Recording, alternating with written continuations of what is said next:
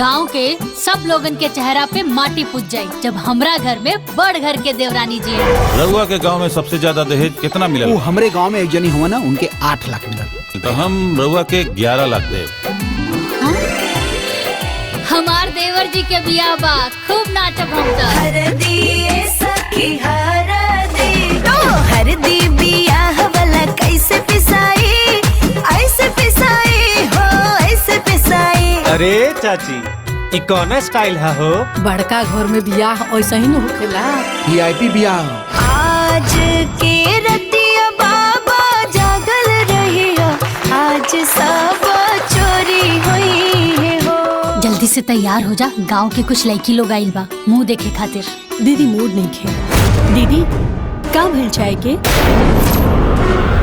कि घर के सारा रिश्तेदार अभी इजे वालो। चूल्हा पुजाई के रस्म कर दे तू, अब बढ़िया बढ़िया खाना बना के सबके खिला दे तू। हमार पापा इतना दहेज एक खातिर तो नहीं खन देले बाड़े कि हम यहाँ आके खाना बनाए। छुटको, शायद तू नहा के अपन कपड़ा ना असही भूल गइल बाड़ू, त चला चल के धोला। हम काहे धोई? नाश्ता में का बनल बा? पूरी सब्जी। छी, हमरा खातिर दही कचौड़ी लेके आई। बड़ घर की बेटी ना आ गइल, कपार पे पहाड़ आ गइल। लेके आइली दहेज साथे पलंग कुर्सी मेज नहीं हर से। एकर देख के पुटानी सब कर बढ़े परेशानी। ससुरा वालों को भाव नहीं देती, हाय गजबे बड़े घर की बेटी। घरे पता रहे पतो हो ना, आफत आ जाई आफत। ए चाची छोटकी भौजी ऊपर नाचा तारी।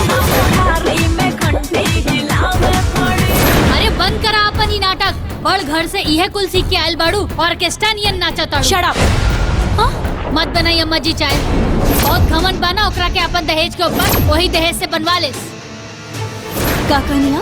तोहार पापा हमनी के एजा नौकर नहीं खी रख ले। हम अनपढ़ लोग से बात नहीं कर चाहत। चाहे ना बनी त ना बनी। Shut up you illiterate woman. You shut up, shameless women. Listen, I am more educated than you. आपन बेइज्जती बर्दाश्त करतानी सन, सिर्फ और सिर्फ एक खातिर कि ई घर के प्रतिष्ठा बनल रहे और तोहार पापा जी के मान सम्मान बनल रहे। रउआ काल के काल यहाँ आई। बोला। देखी पापा, हमरा ऐसा अनपढ़ और ड्रामेबाज लोगन के साथ नहीं रहे के। ये लोगन से सारा दहेज के पैसा और सामान हम वापस ले ले। तहर एक रुपया और तहर दहेज हम रिटर्न कर दे। जा निकल जा। अरे ऐसे कैसे चल जाई?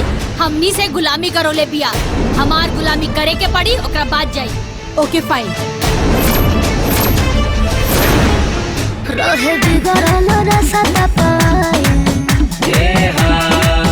रहे गरम जे दूध ठंडाए, पहिले रहले बड़का बवाली, अब करे कम हाली हाली दुल्हन दहेज वाली। अब जब तक तुम लोग के खाना बना के ना खिया देब ना, तब तक पानी की एक बूंद ना पिया।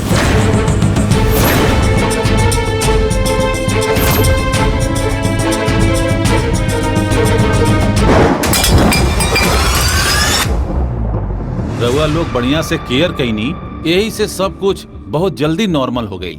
मुश्किल में न तहर पापा की दहेज काम आइल, न तहर घमंड। जा तैयार हो जा। काहे? तारा जाए के बना, तहर बाबूजी गाड़ी लेके आइल बाड़े। आज आहिल बाला चारी, मन भइल बाटे भारी। आज छूटा त हमरा से हमरो दुनिया कहियो आइल रही जहवा हम बन के कनिया। पैर छू के आवत तनी। अभी कर कोनो जरूरत नहीं खे बेटी। जरूरत बा पापा, वो हमार सास ससुर जेठ जेठानी हलो। अभी घर से तोहर कोनो रिश्ता नहीं खे बेटी।